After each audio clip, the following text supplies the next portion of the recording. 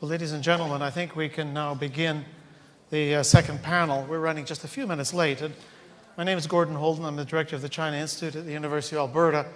I think I'm an honorary Canadian here in a sea of Americans and Chinese, which is appropriate given the overall theme of the conference. But I thank the organizers, the ICAS, and also particularly President Wu for allowing me to be present today. 6 months ago, I'm told, 4 to 6 months ago, the topics were set for today's conference. That would have been December 2017, and I think it was already clear at that time that the Korean Peninsula would be a hot topic. And we were, or the organizers, the ICAS organizers, were not mistaken in that judgment. However, I would argue that even the most prescient of the ICAS staffers and planners would not have foreseen how much attention there would be to the DPRK in that last 6 months. In fact, it could be argued that there's been more movement and more change on the DPRK issue in the last 6 months than there might have been in the last 25 years.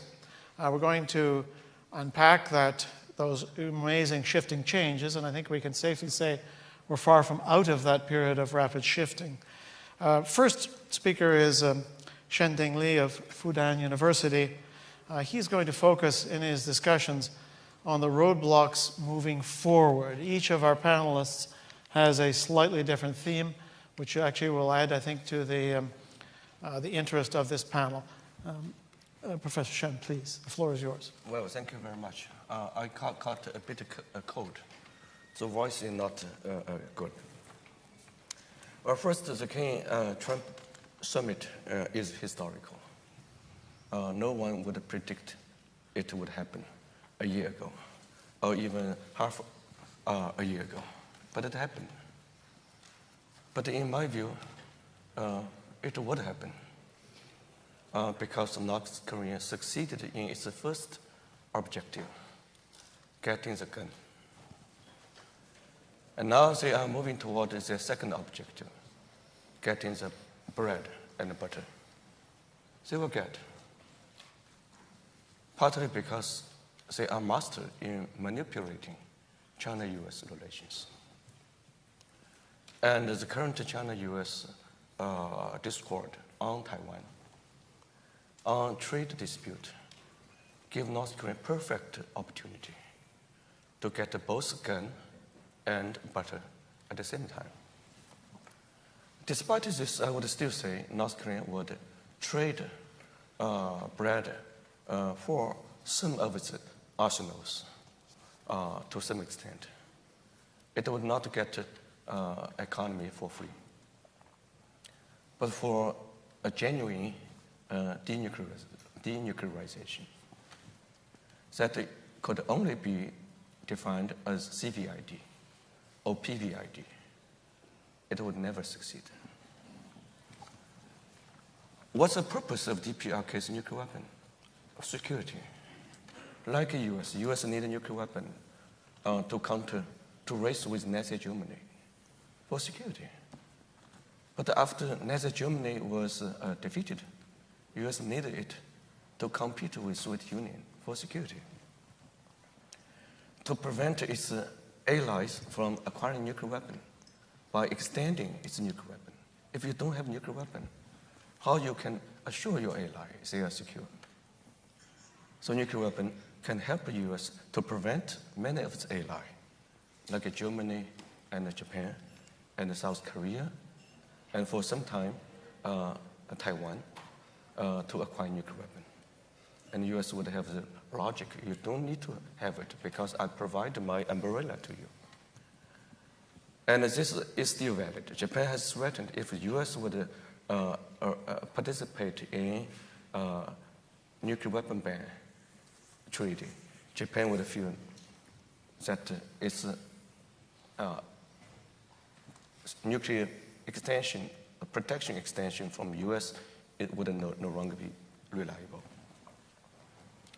But in history, we do see some country abandoning nuclear weapon program. But mostly, they happen with regime change. South Africa, regime change. Ukraine, regime change.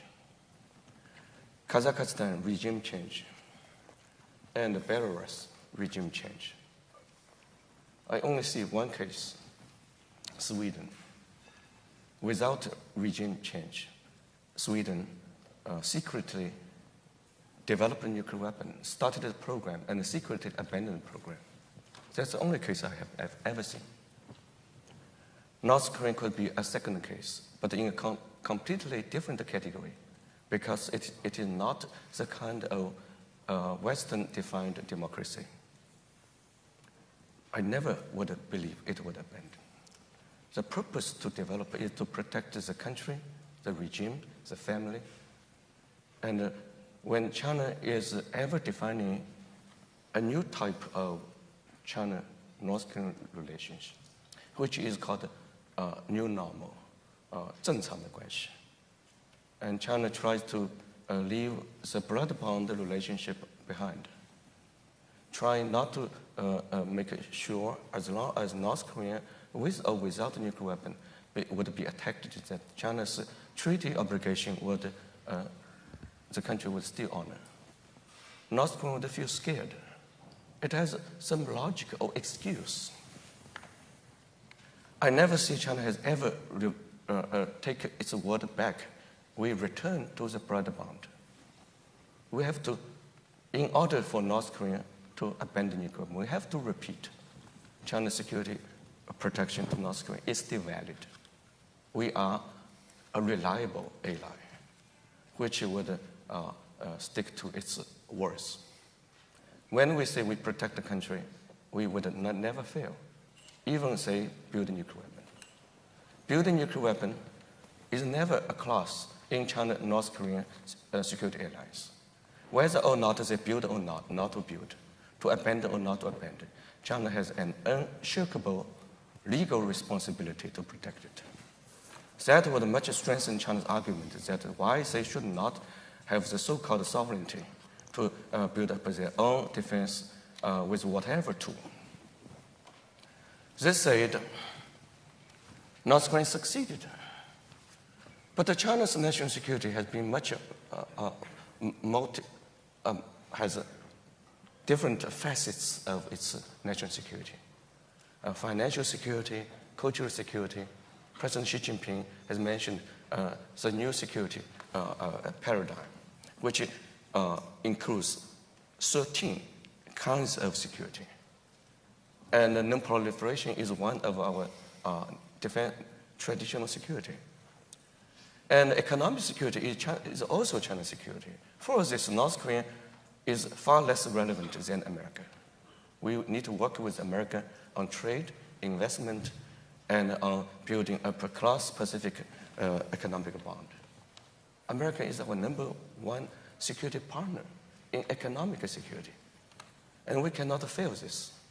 Therefore, we have to reduce the portion of traditional security that North Korea's and China's military alliance, which defines China's security, to give less percentage of its importance in China's new mode of security. And we give more importance of our non-military related security to our new concept of security. Therefore, China, US, and all Security Council members work very hard, making consensus to beat North Korea again, time and again. And they are really feeling painful. That partly explains why they would come to the table. But once they made a tremendous technological miracle last year in either ballistic technology and nuclear testing technology, they would come to the table with or without the international pressure, because they want to have both, what China would say, fish and bear pond, which are two nice things. Normally you cannot get at one time, but China get. China get economy and nuclear weapon. India get economy and nuclear weapon. Pakistan get one belt, one load, CPAC, and a nuclear weapon. Why they cannot get? And they try to use the opportunity. Pyeongchang Winter Olympic. And they made it because they have the best friend in South Korea. So historically, the most friendly South Korean president to North Korea. And this gave the two sides an opportunity. And they sent message to Washington. They are willing to abandon all nuclear weapons, given the threat they face would reduce. Well, the devil is in the detail. They say, if the perception of threat would reduce, and they have the excuse, they would say they never feel their threat. The threat they feel is reduced. This is key. And Trump made a bold decision against his Secretary of the then Secretary of State, Tillerson. Tillerson said, no, at the working level, we talk to them. You don't need to accept. He made a bold decision. I would commend him. I would almost not commend him on anything, but on this I would commend him. He made a courageous decision, going to Singapore to meet with North Korea's rocket man, quote unquote, and made 4 items. U.S. would North Korea complete denuclearization, CD, not VI. At least at this time, he accepted. For the background negotiation, he would not accept. But he gave North Korea faith in order to have some success. And North Korea and the U.S. are committed to improving their relation, reducing tension, and the U.S. would act on its own way. That's great. China is saved. All the regional partners are saved because we are going not to see North Korea to stage one more nuclear weapon test or another round of ballistic missile launch anytime soon. They have not done this for several months, and they could resume at any time. We should give North Korea a big applause because this shows some of the genuine, tangible, but these concessions are still reversible. We say we don't have technical experts to verify the test site has been physically irreversible. We have not verified. And they can build another test site. All these are, at this time, reversible. But then the U.S. made more commitment to suspend U.S.-South Korean military drill. That's good, which has not been discussed between U.S. and South Korea at the prior time. President Trump made a courageous decision, at least to suspend. But I think his team has a daunting task in committing North Korea to CVID.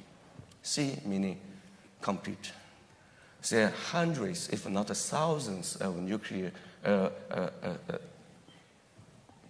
resource assets, maybe 900, need to be declared. And the U.S. and international community should have the right to go to wherever they want to go for challenging inspection, as long as such request is reasonable. Who defines the reason? Who gives such a list? North Korea for sure is not going to provide a list. And this, if the U.S. would really commit to CVID, they would never have diplomatic relationship, because U.S. is never sure North Korea is genuine. Before U.S. would present its real warmth and friendship, I don't think North Korea is ready to abandon all. So they have to use their realism to abandon most of the nuclear wherewithal to a level that North Korea, even if it would reverse, it cannot reach the level to present a significant amount of nuclear and missile threat to the U.S. and to the regional stakeholder anytime soon. This would warrant the U.S. to compromise its CVID definition.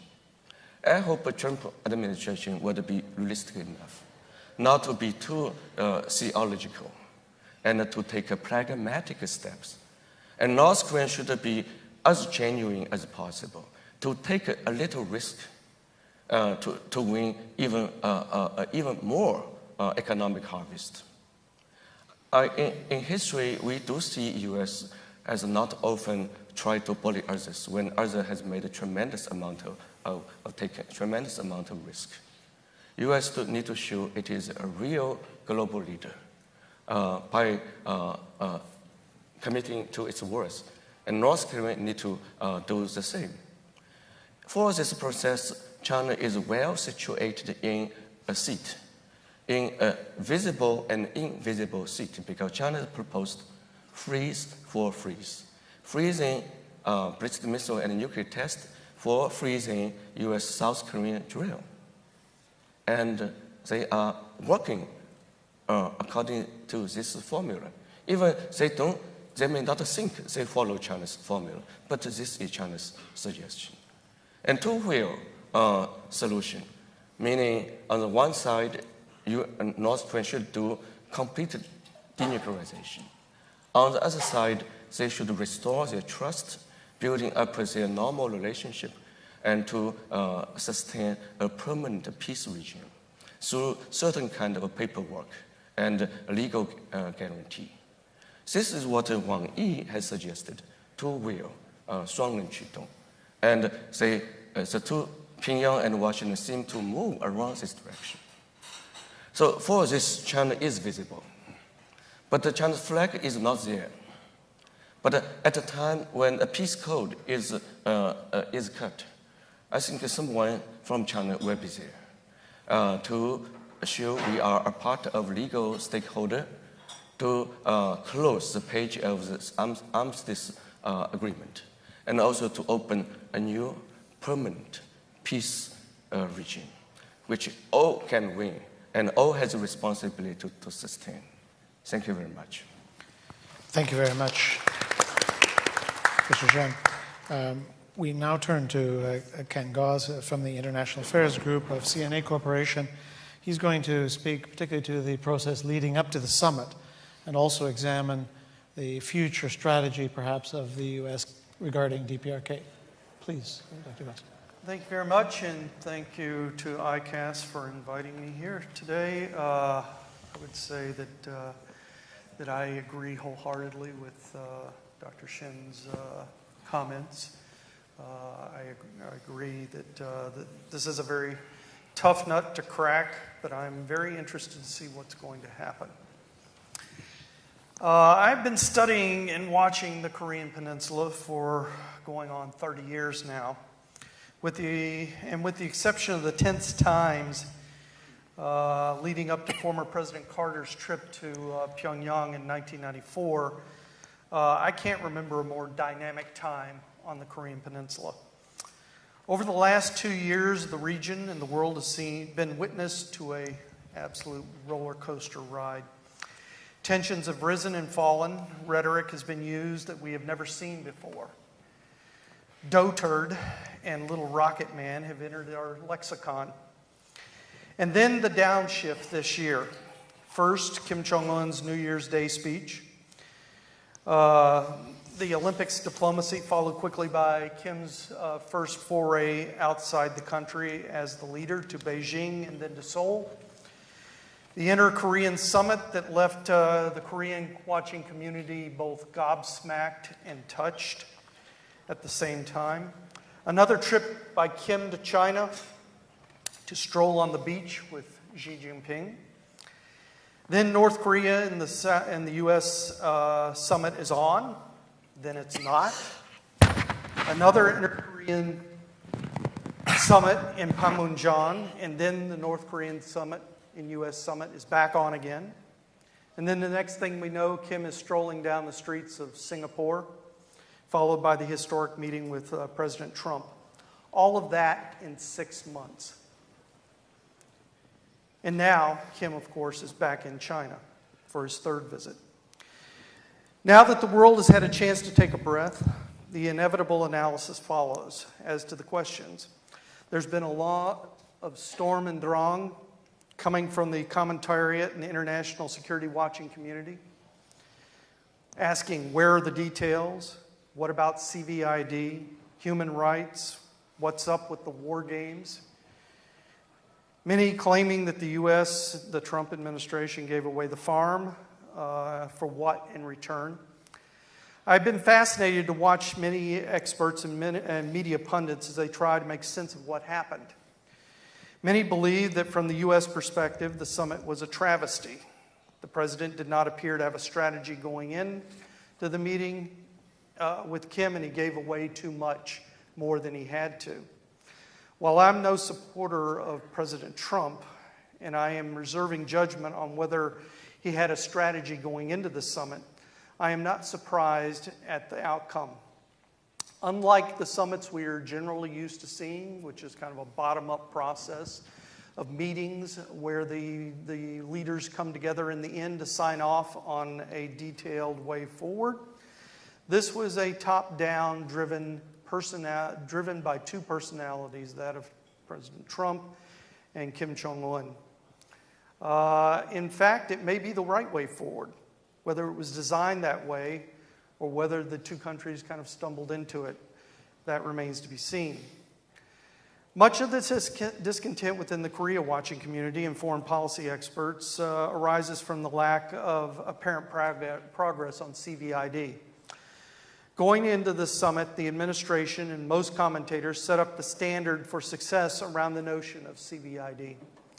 The president's decision to withdraw from JCPOA, the Iran deal, raised the stakes and locked in the notion that the summit would somehow bring Kim Jong-un to the negotiating table and result in major concessions on the nuclear program, which could be verified. Well, folks, that was never going to happen. We even told ourselves that. Hey, Kim will never give up his nuclear weapons, but we didn't listen. We were too blinded by our desire for our Missouri moment. This is a reference to what we saw with Japan at the end of World War II, in which representatives came aboard the USS Missouri in Tokyo Bay to agree to the terms of surrender laid out by the United States. In the lead up to the summit, very little discussion could be heard about what was in it for North Korea. After all, they get a vote in this. They have a conventional deterrent pointed at Seoul that guarantees that they get a vote in this. We put our eggs in the basket of maximum pressure, which sounded good to our ears, but was never realistically a way forward. Pressure without engagement will not work. Looking at what has transpired over the year or so, I would argue that the Korean watching community and the U.S. foreign policy establishment, not in totality, but in general, have a lot of catching up to do. Its head is stuck in the 1980s when North Korea actually thought it could reunify the peninsula under North Korea rule. And it's stuck in the 1990s and 2000s when Kim Jong-il's calculus was based on more tactical moves for short-term gains. Kim Jong-un is playing a different ballgame here. It doesn't mean his long-term goals are different than those of his father or grandfather, but it does mean that the drivers internally and externally are impacting on his calculus in a way that invalidates many of our hardest held assumptions. If we continue to hold blindly to these assumptions without examining them, we will be caught out in the future or fail to understand the motivations driving Kim's decision-making. Some of these assumptions are such as maximum pressure brought North Korea to the negotiating table. Now, while I would agree that North Korea was feeling the pinch from sanctions, the maximum pressure campaign was not alone the reason why he came to the negotiating table.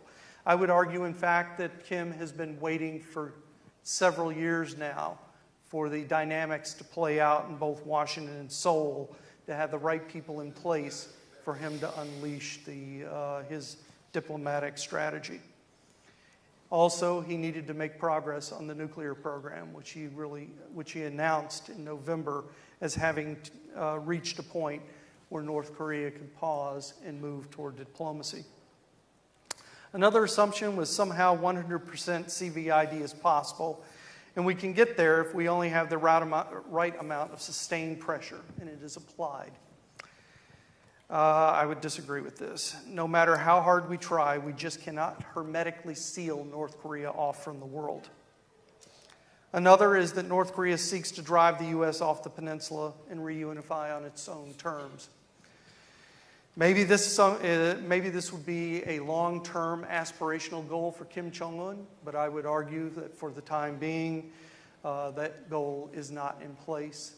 North Korea does not have the resources to reunify the peninsula under its own control. And Kim Jong-un even took this demand off the table in the lead up to the summit. All of these assumptions are wrapped up in the status quo that has governed our view of the peninsula for the last 70 years.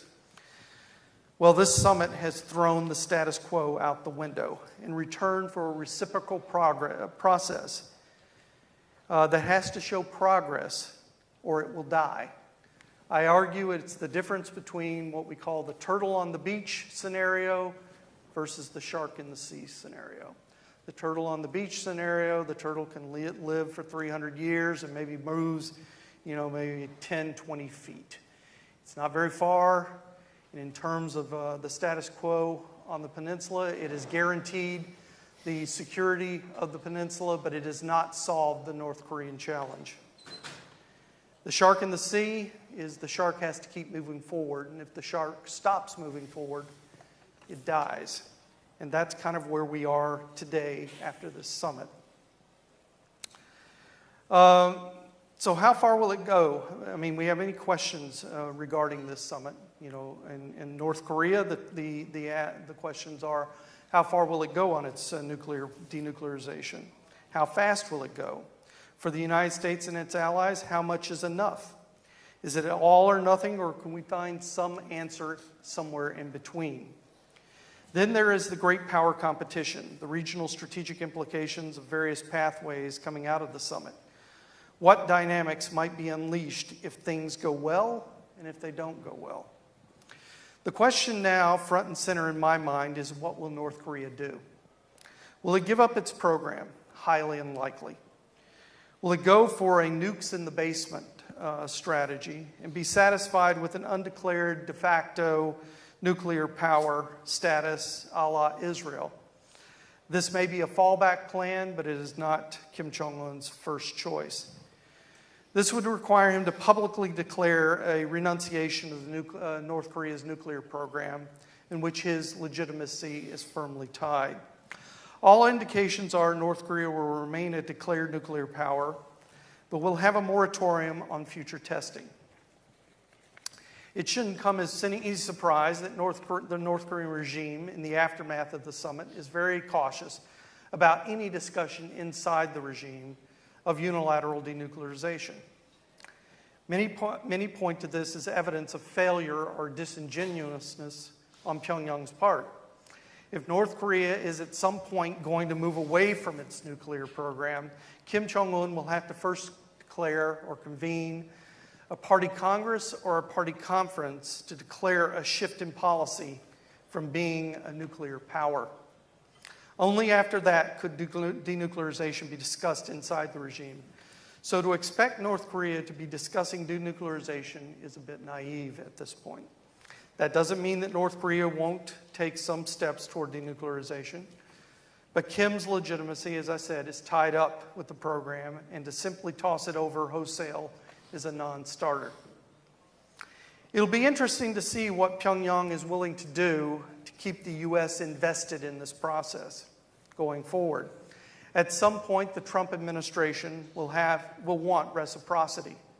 Trump needs to show his critics that he is the great negotiator. For now, Kim Jong-un's strategy seems to be focused on striking a balance between the United States and China. Movement on the nuclear program remains to be seen. This raises another question. Can the U.S. live with something short of CVID, 100% CVID? We might have to. We can do our best to get some of the program, but we won't get it all. This leads to the inevitable question of U.S. strategy going forward. If North Korea has little appetite to go as far as the U.S. wants on denuclearization, what do we do then? Does the U.S. eventually return to maximum pressure? The administration can try. President Trump has said that sanctions will remain in place until North Korea shows real progress toward denuclearization. But will maximum pressure hold? That genie is out of the bottle, and it will be very difficult to put it back in. It's very hard to align the international community, especially China and Russia, for a second attempt at a pressure-only campaign, and I would argue that it won't work. Does the U.S. turn to the military option? I'm not one who believes that a bloody nose strike will inevitably lead to war on the peninsula. I'm also not one who believes that a bloody nose strike will scare Kim Jong-un to come running to the negotiating table. Why would it? More than likely, North Korea will play the victim and look to use the unprovoked strike to drive a wedge between the United States and the ROK, draw China and Russia closer to its orbit, and undermine the U.S. position in Asia. At the end of the day, Kim knows that as long as he doesn't escalate too much, he can ensure his regime's survival. And Kim will not make any decision unless his two primary equities are protected. Those primary equities are regime survival and perpetuation of Kim family rule. He knows that a war will undermine both of those equities.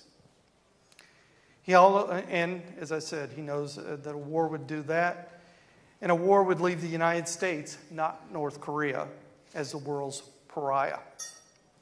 Another option moving forward is continued diplomacy based on a reassessment of U.S. strategic interests in Northeast Asia. Instead of seeing North Korea as an adversary that would be kept in a box at all costs, the United States and allies could work toward normalization. North Korea has been the outcast and a rogue nation. Its contact and its treatment of its people have been abysmal. It has flaunted international norms, but this asymmetric adversarial relationship with the United States has frozen the dynamics in place. It has taken U.S. options off the table and blunted its strategy in an era in which great power competition in Asia has begun to heat up. I think that the likely outcome of a new path the U.S. and North Korea have set with this summit will depend in large measure on how the U.S. thinks about the U.S. problem going forward. If the U.S. continues to see this as a zero-sum game based on the Korean Peninsula, most likely this process will fall apart and likely will return to some sort of status quo, or the U.S. will declare victory and begin to move itself from the peninsula, which I believe will undermine its position in Asia. This is what I would say conventional thinking today within U.S. foreign policy circles tends to lead to. It is a natural evolution of the status quo mindset that we've had for 70 years. If the U.S. views North Korea in a larger context of its competition with China, then there is the possibility that it will adopt a strategy designed to remove China or remove North Korea as a wedge. Although China has geography on its side, the U.S. and South Korea can begin to woo North Korea closer to their orbit through engagement combined with security and economic incentives. I don't know for sure, but maybe this is what President Trump has in mind by ceasing the joint exercises in order to create the proper mood for negotiation. He also noted that he would like to bring troops home for now. Bring troops home sometime in the future, but for now they will stay put. The U.S. footprint will remain. It may mean that CVID will have to be sacrificed for now, but it will be in the service of a larger strategic goal. That's one possible avenue that the U.S. could go down. It's not necessarily one that I would support, but it is one avenue. So the bottom line is is that the North Korean problem is one that has and will continue to draw U.S. and China both together and push them apart. We have overlapping strategic goals on the peninsula and some that do not line up at all. Regardless of the give and take between Beijing and Washington on the peninsula, there is one goal that we can agree on, and that is that war is not an option. Thank you. Thank you very much. We'll now turn to Liu Yahui from the China program of the Carter Center. Please, Professor. Thanks, Gordon. Last night, Gordon asked us what we're going to talk about, so there's a quick division of labor. I guess early this morning, Professor Shen sent his, what he's going to talk about. So I want to talk about one thing. That's the sort of the mystery of the role of China in the whole peace process in the Korean Peninsula. I'm not going to talk about anything outside sort of what role China played. I want to start with contrasting sort of the military view as well as a diplomatic community view on North Korea. And then I'll talk about very briefly what happened since Kim Jong-un came to power in 2011. And then I'll try to come up with some explanations in terms of why suddenly China is playing a central role, that March, May, June, that Kim Jong-un is going to make 3 trips to China. What's going on there? And lastly, I still think I have more questions than answers in terms of the role of China. So in terms of the first part is I was talking to a retired military person from China. He was an army attaché.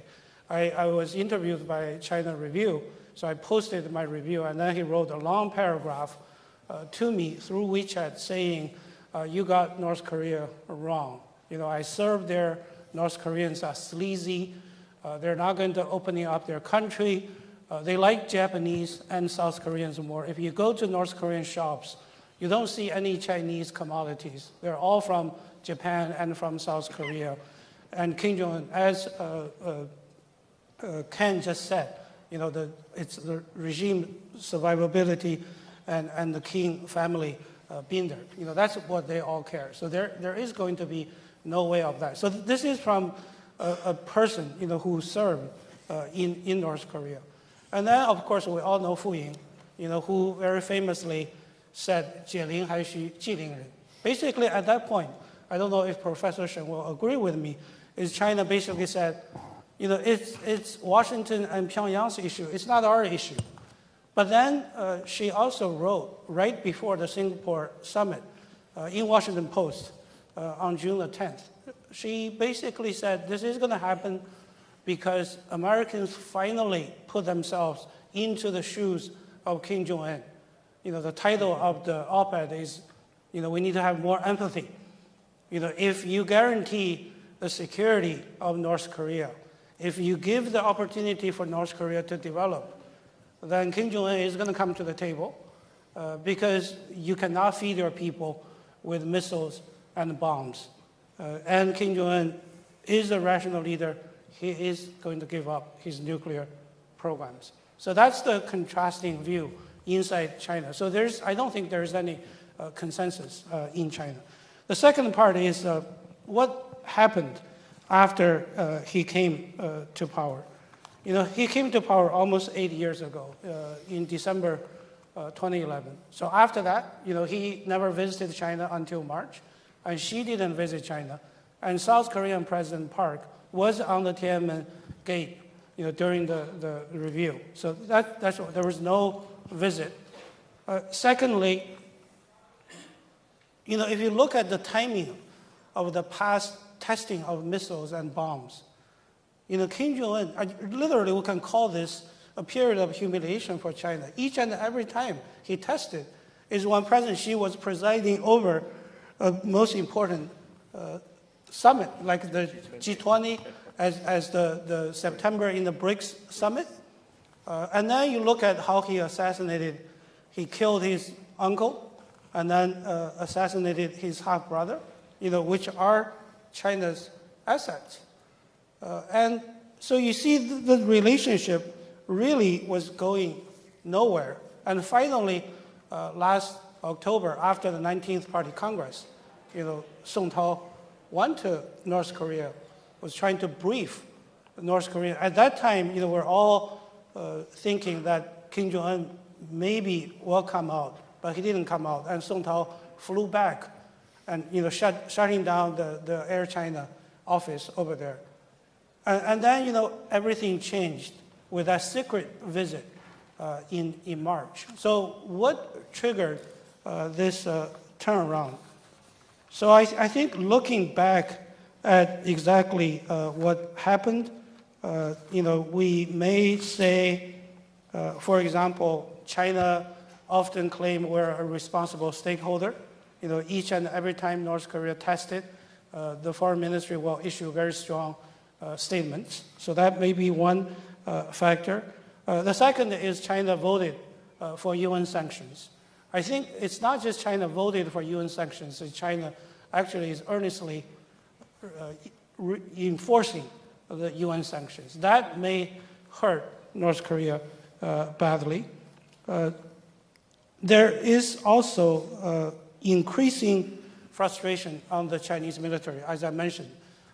I've been to meetings where the Chinese military basically said, this is a rogue regime. We're not going to tolerate this. And there is speculation and the reports that the Chinese are deploying troops along the Yalu River.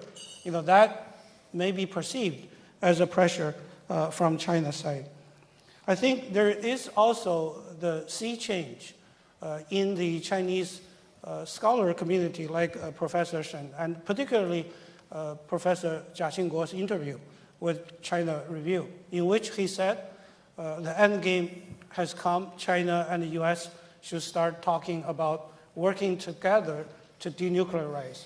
For that, Jia Xingguo was attacked by the left-wing community big time. He was basically called a traitor because China never ever is going to give up communist little brother North Korea.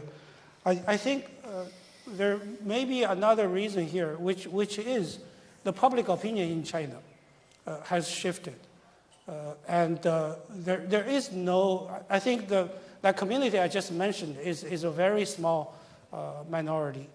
The intellectual community, ordinary citizens of China, I think if you go to the Chinese social media platforms, you don't see any positive words for Kim. He's been made fun of. And that, I think, has played a role. The next reason may be South Korea and China have repaired their relationship because of the THAAD situation. Finally, is there any collusion between US and China? We don't know. So still, this is the only thing I can offer in terms of trying to explain why Kim made his visit in March before his meeting with his counterpart from South Korea. And then he met with Xi Jinping in Bangzheidao before his Singapore summit. And then last night, he was again in China. And there was a second ceremony. This never happened. He was already welcomed. The ceremony already took place. And last night, there was another ceremony welcoming him at the Great Hall of the People. So exactly what role is China playing there?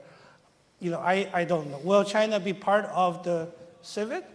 Will China be allowed to participate in the international team that will go there to assess their nuclear capability? I don't know. So I think this remains to be seen in terms of exactly what transpired between President Xi and Kim Jong-un, and how China could basically forget the humiliation and say, now we're strategic partners.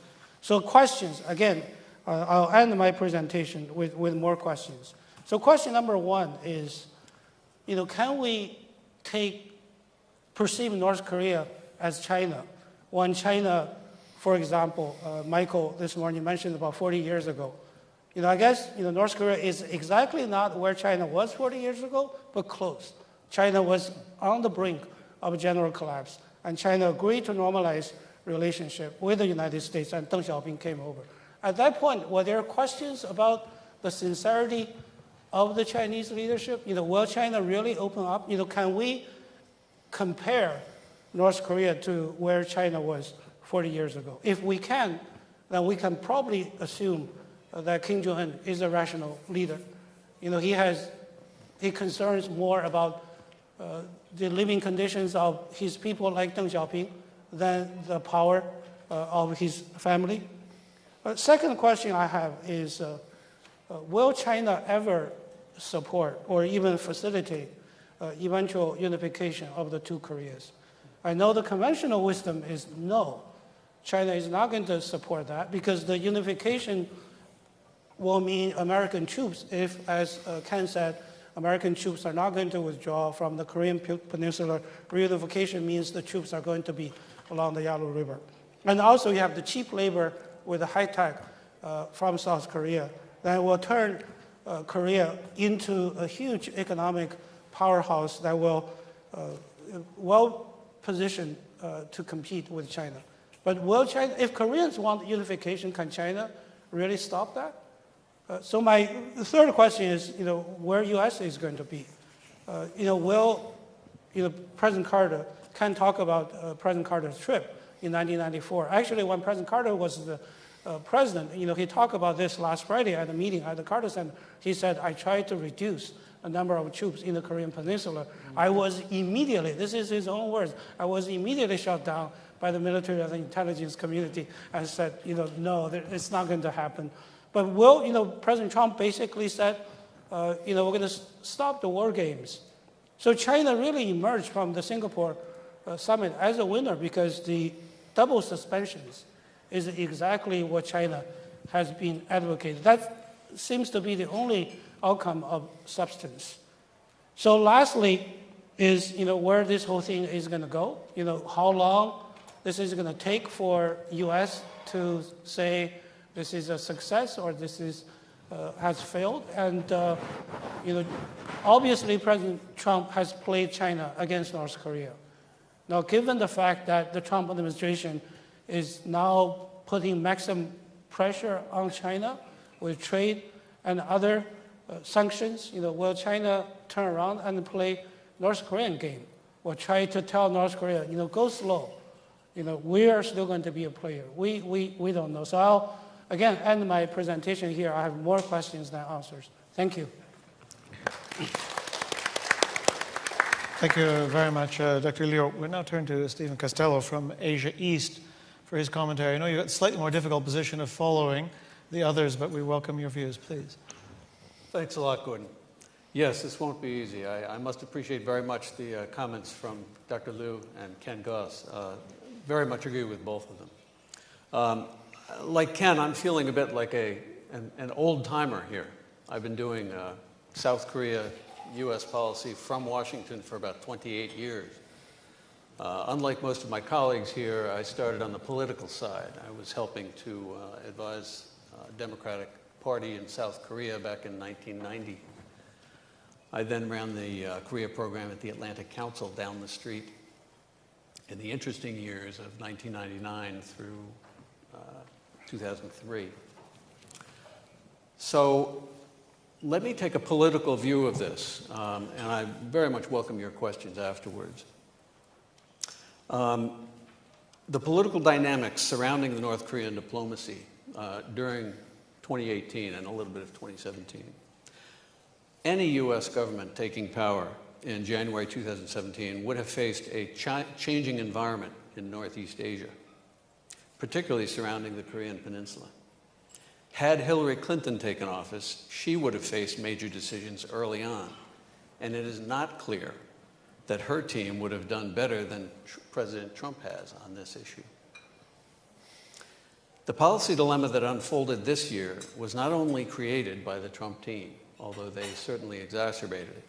In fact, the need for a major shift in U.S. policy had been growing for at least 17 years. Let's remember briefly that 18 years ago, during the 90s, as a result of a lot of activity, multinational activity during the 1990s, this issue of North Korea was very much wrapped up, and it was progressing. It was by no means over, but the roadmap was in place. The Americans were very positively engaged, and the Chinese and the Japanese under Koizumi and several other regional actors were all supportive. Let's also remember that for most of those actors, these were identifiable national interests that they were pursuing. There was an overlap of national interests at that time. And finally, let's remember that that concept of the American interest was very specific and was very much defensible by many experts. In 2001, that concept of the American interest was turned on its head, 180 degrees. And in a funny way, what has happened under this very odd US administration is that in some very basic ways, the Americans have gone back to basic premises that were operating and successful during the 1990s. Any US government taking power would have faced a changing environment. The South Korean government, too, was overdue for a radical policy correction. 9 years of rather corrupt, ideological, and incompetent government was brought to an end that winter, 2017-18, largely by civic activists. That whole episode culminated in May last year with the election of a good government lawyer, a non-ideological pragmatist, an image-conscious leader.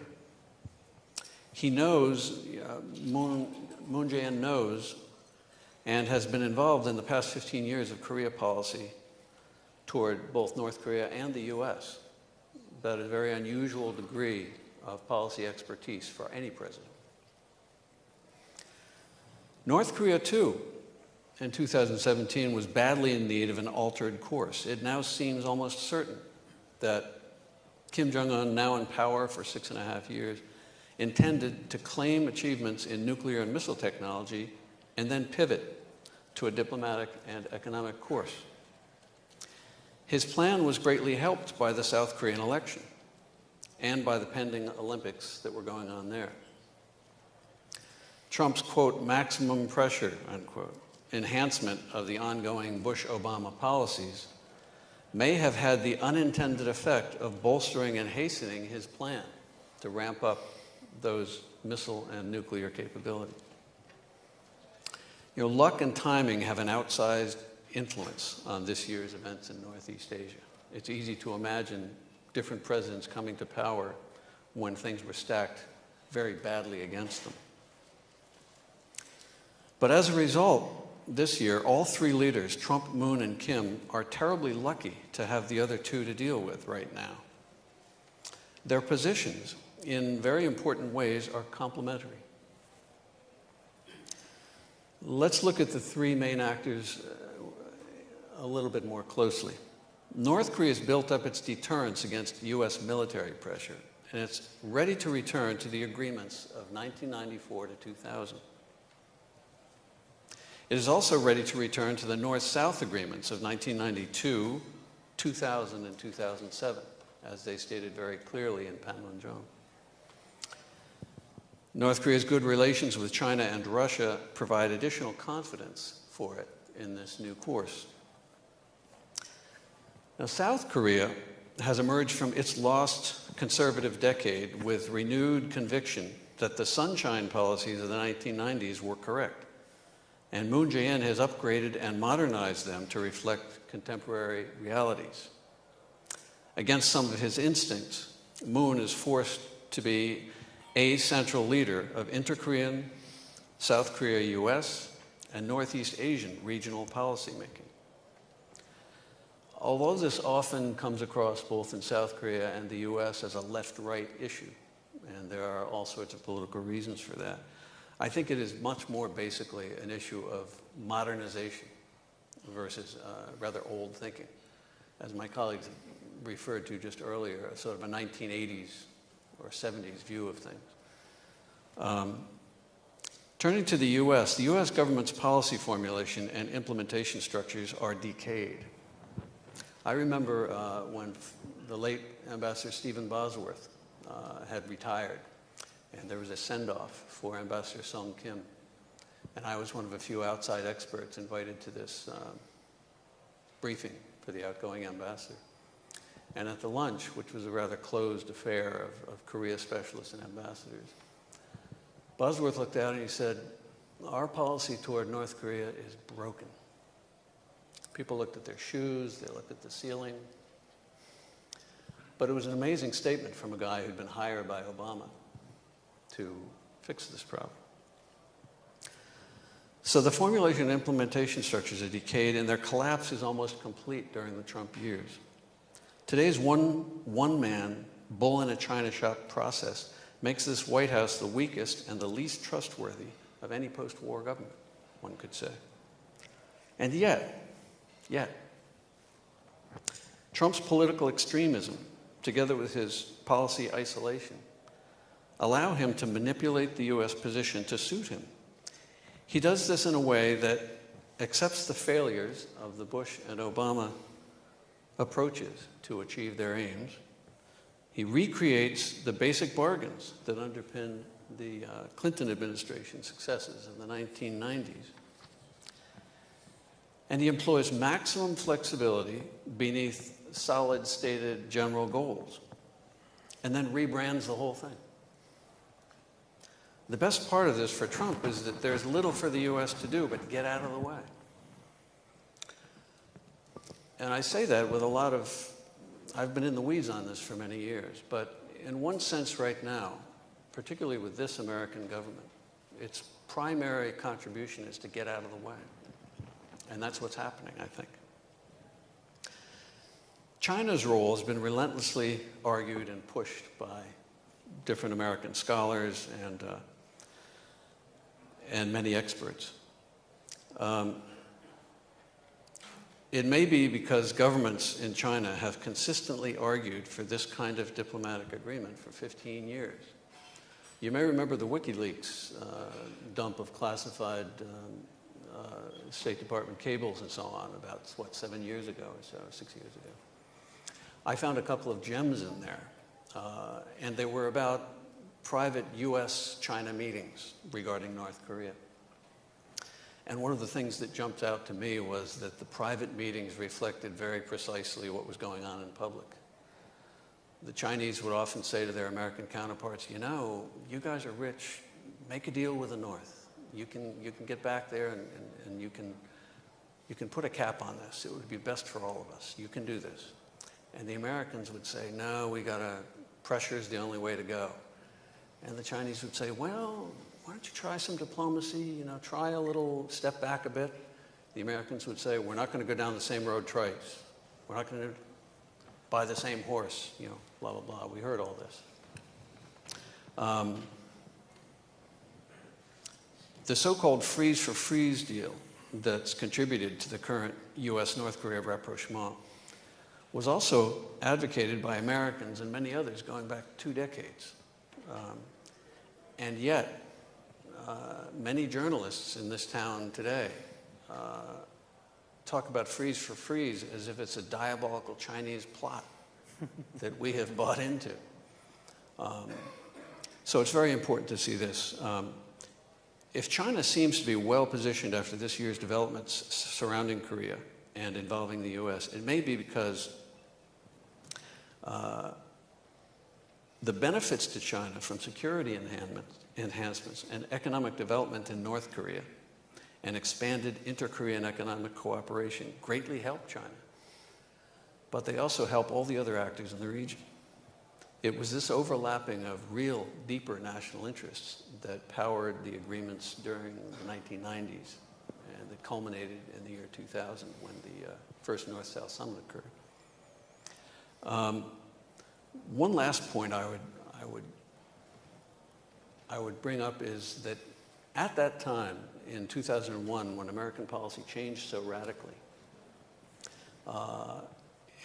a very important common interest between the U.S. and China was abandoned by the U.S. side. It could be that in some ways that common interest is going to be captured again now. Let us hope so.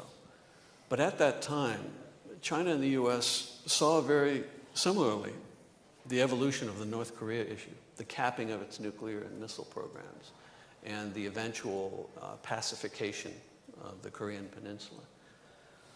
I understand that I was following at the time all these issues of worry about a united Korea and what would happen and so on. But it also seemed quite clear that any evolution of North and South Korea, first of all, there would be no formal unification for decades, and many, perhaps many decades. And secondly, that overlapping interests of the two, having the two Koreas become more of a common economic and diplomatic force, was largely good, very good for China in terms of commerce and everything else. And finally, that the security issues that China would see in such developments were pretty easily addressed.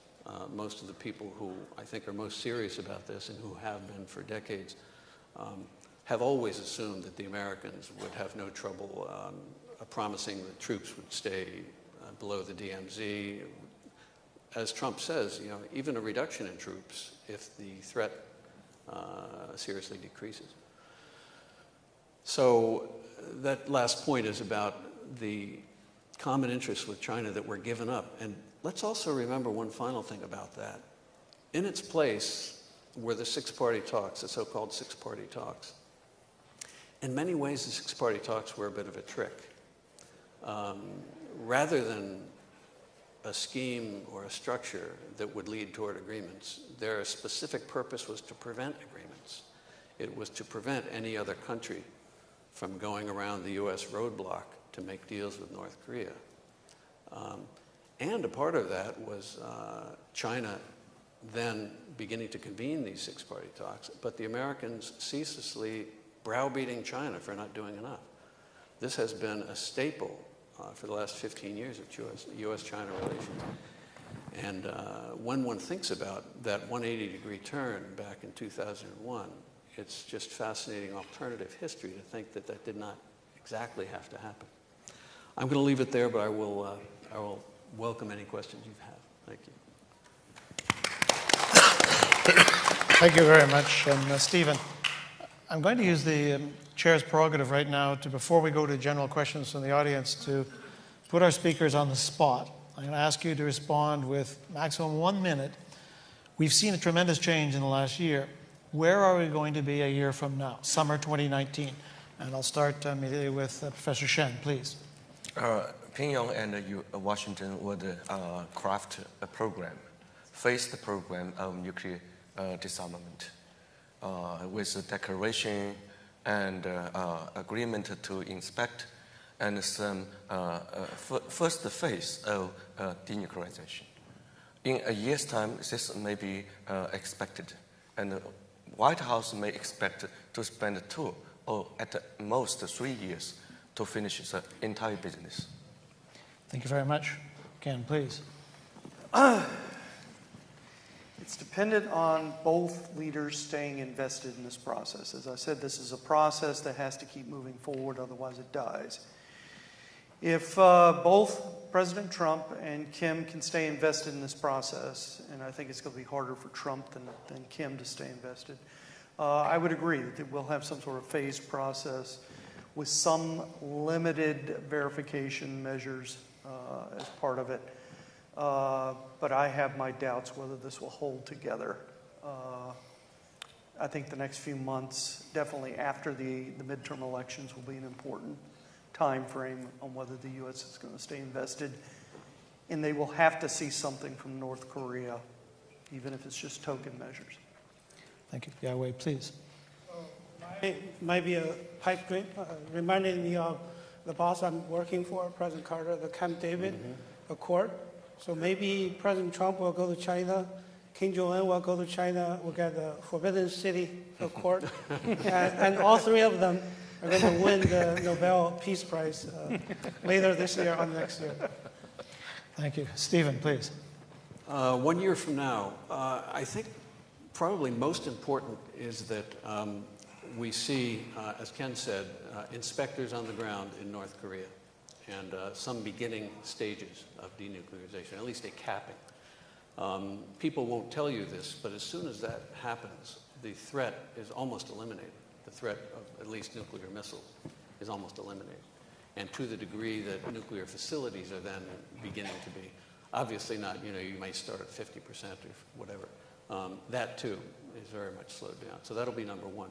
Number two, I would just say that South Korea will remain a leading manager of this process in a way that it has not been before.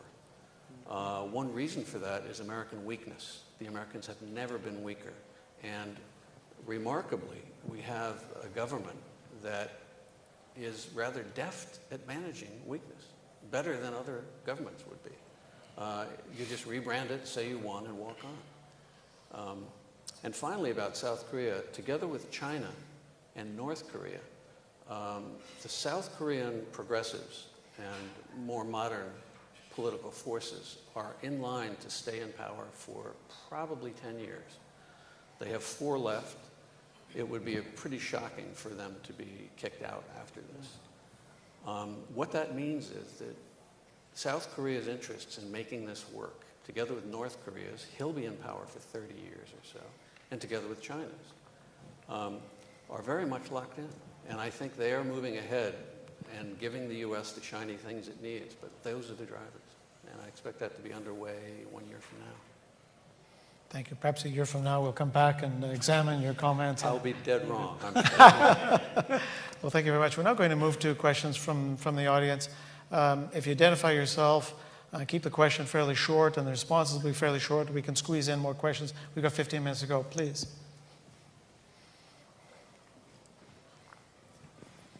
Will Sachin with the Institute for China-America Studies. So first of all, thank you for an excellent panel. I have a lot of questions, but I'm going to limit myself to 2. And my first question is for Professor Shending Li, because I understand you have a background in physics. So I was recently talking to Siegfried Hecker, who was the head of Los Alamos National Laboratories here in the United States. And he was talking about the feasibility of disarming North Korea's nuclear weapons. One of the ideas that's been floated in the media is bringing them to France or American facilities such as Oak Ridge and dismantling them there. And he described that as a fairy tale. It's impossible.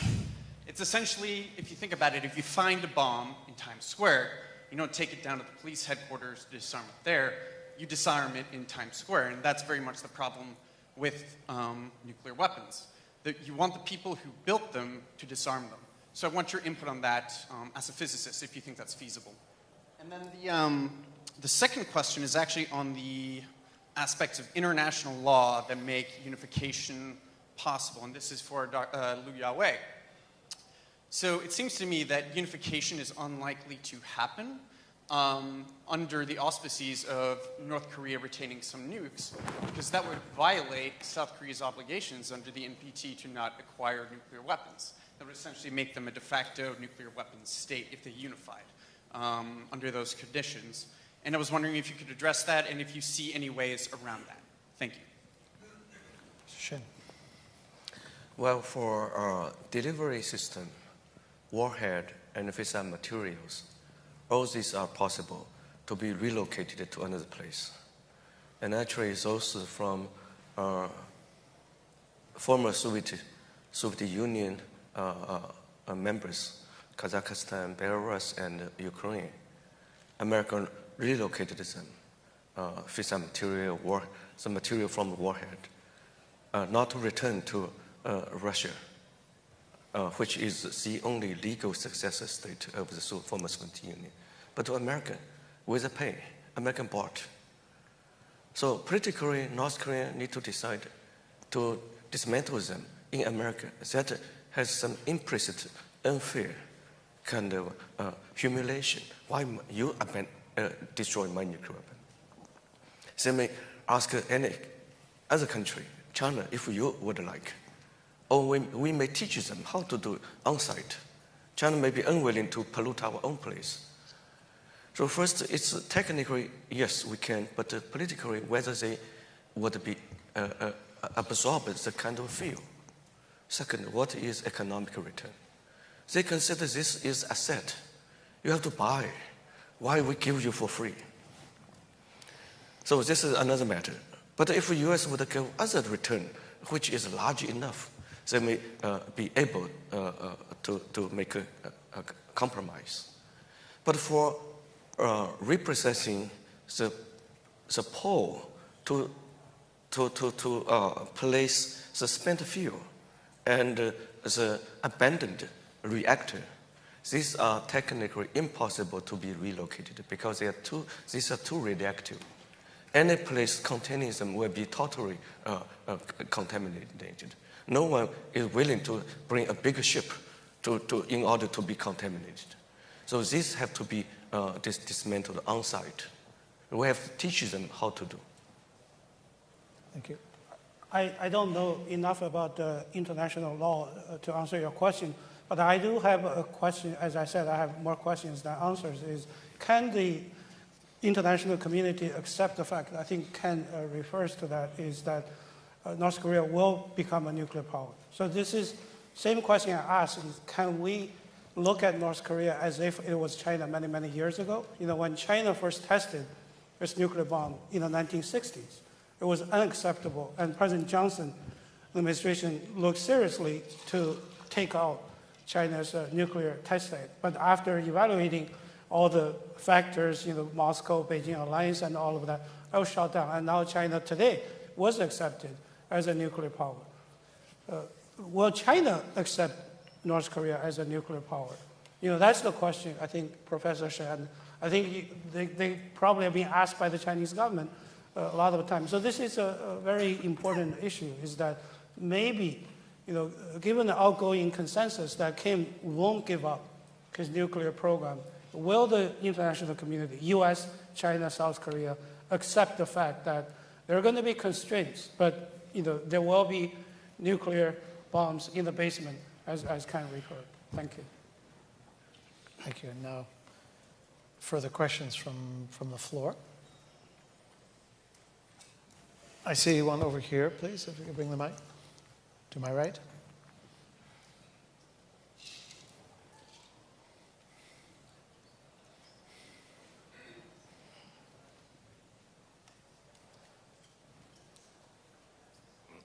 Samar Chatterjee, Safe Foundation.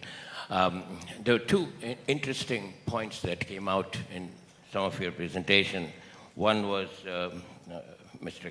Ken saying, who is the shark in the sea, or rather the concept of shark in the sea. And Stephen said US should get out of the way. So those are the two things that stuck on my mind, and I'm wondering, is United States the shark in the sea who should get out of the way to solve this problem, finally? Please, Ken, first. What I was referring to was the process of the interaction between the U.S. and North Korea. It has to be something where both sides are contributing to the progress of this post-summit interaction. That if that stalls, and I think a lot of it is invested in the two leaders in these two countries, if that stalls, then we will find ourselves quickly back into a kind of status quo situation that becomes very unpredictable. I think the U.S. would go to either probably in the beginning trying to do maximum pressure, that won't work, and then who knows what would follow that. That's a pathway that hopefully we will not head down. But I think that if the U.S. either has buyer's remorse because of the internal, you know, criticism that the Trump administration is receiving from both the left and the right on this summit, or if North Korea is not willing to reciprocate. The U.S. in an asymmetric relationship, whenever you have an asymmetric relationship between a strong power and a weak power, and you're trying to solve and reach normalization through peaceful means, normally the great power or the strong power makes the first concessions in order to get the weak power the confidence and get them invested in the process. And that's what we've seen here, with especially with the announcement on the ceasing of joint exercises. But if North Korea chooses not to reciprocate, then, as I said, the shark in the sea stops swimming forward and the process begins to fall apart. I would just add to what Ken said. The idea that the U.S. might go back to the status quo if it were dissatisfied is a very tough one for the U.S. That status quo is pretty much put to bed. Maximum pressure, I don't think, was ever very believable as a strategy. And now that is almost entirely gone because of works around the sanctions and because of a whole long list of other things. So one thing propelling the parties forward is the fact that there's really nothing to go back to.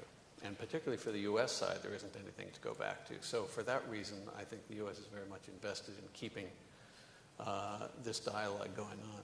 Final thing I would say is that the pressure and very serious and effective pressure on North Korea to abide by these new commitments from China and South Korea is very important, and it will make the difference. The Americans have almost no leverage. They gave it all up 17 years ago. And now China and South Korea have more leverage. So I think the short answer to your question is yes. Please.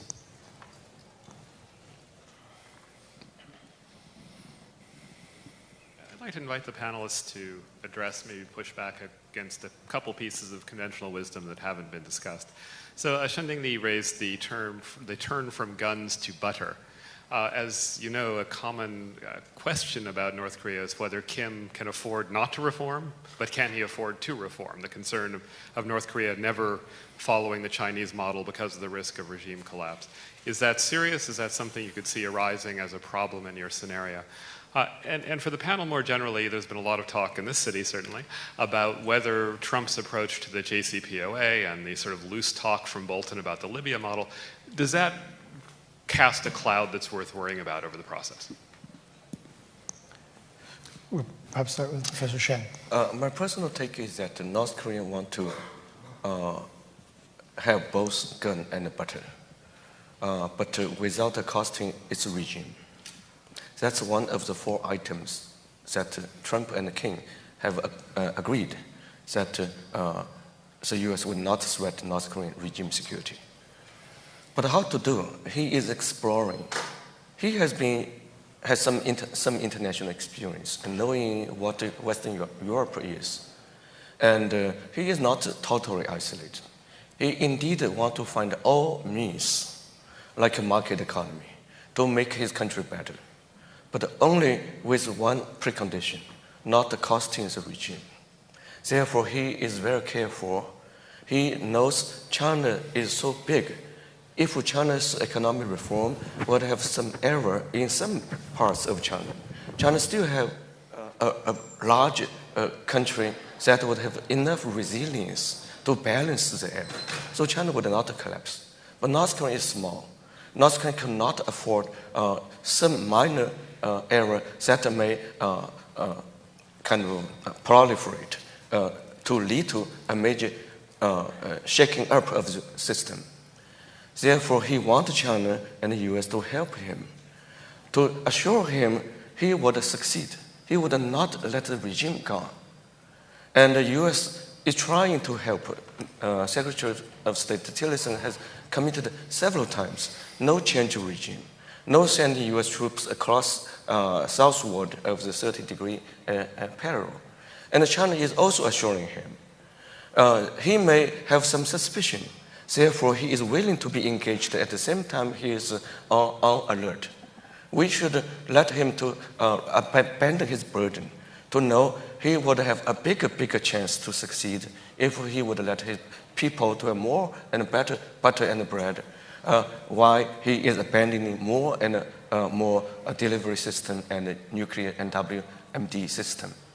So eventually, after 20, 30 years, he may surely become another Sweden, where he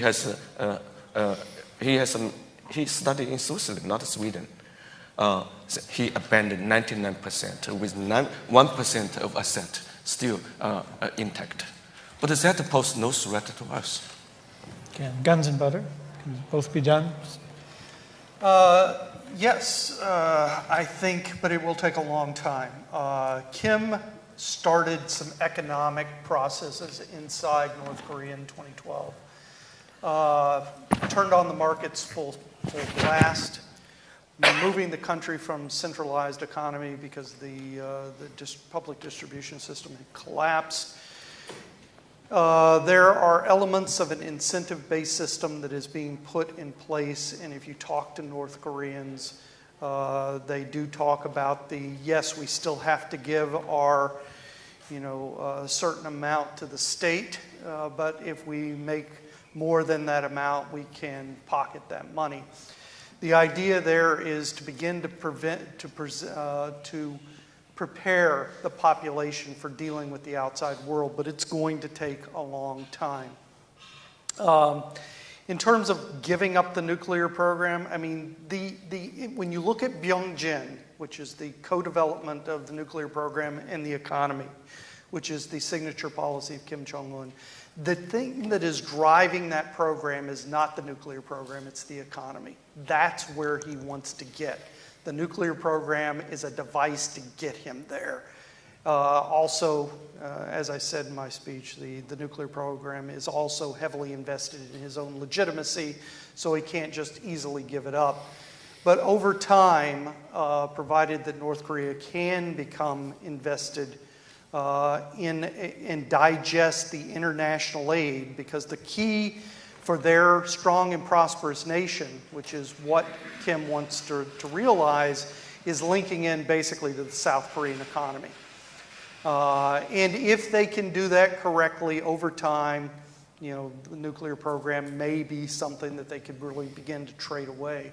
It's not going to happen anytime soon. As far as your other question about the Libya thing and Bolton and so forth, this is what has me concerned about the U.S. policy.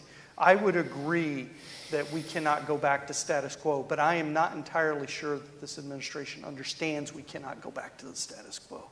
And that's the fundamental problem I see going forward. Thank you. Yahweh, please. I think Yes, quickly, guns to butter, yes and no.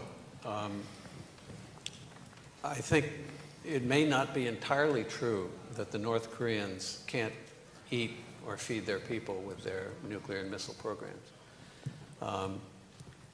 If they're able to now pivot and give up those programs piecemeal over years in a way that allows them to finally reduce sanctions and have access to international financing, then that will be seen perhaps as a good investment and actually a good bargain.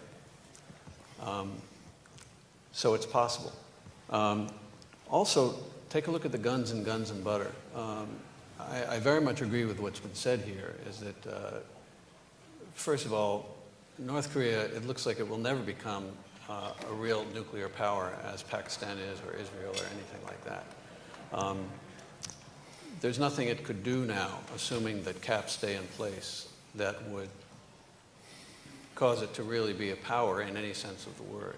If its nuclear stockpile is reduced to 1%, 5%, or whatever, and if there are IAEA inspectors, and if the missiles can't take it anywhere, and if they can't complete miniaturization, and if they can't complete guidance, you just have to go down the list, and a serious military person would tell you the threat is simply not there for a nuclear attack from these folks. So that guns part, I think, is very much on the table to be traded away. Final point about JCPOA, yes. The important point about that, I think, is that it underscores the American weakness right now. One could imagine a couple of different approaches, very different approaches by the U.S. to rogue nations, Iran, North Korea, and so on, even Cuba. But it's very hard to comprehend the way this administration acted toward the JCPOA and the way it acted toward North Korea. There isn't any way to square those. Anyone with a cohesive worldview couldn't do both of those. So I think it simply undercuts, and I think the North Koreans and Northeast Asians are watching this. They know very well that this American administration is sort of a one-man show in these ways. Therefore, I think Bolton has been largely contained, and someone who had been in the government a long time recently said to me that they expect Bolton to be gone in 6 months, or less. But I think that it underscores why the U.S. is weak, why the U.S. needs to get out of the way, why the others are really taking the lead now. And the Americans' contribution,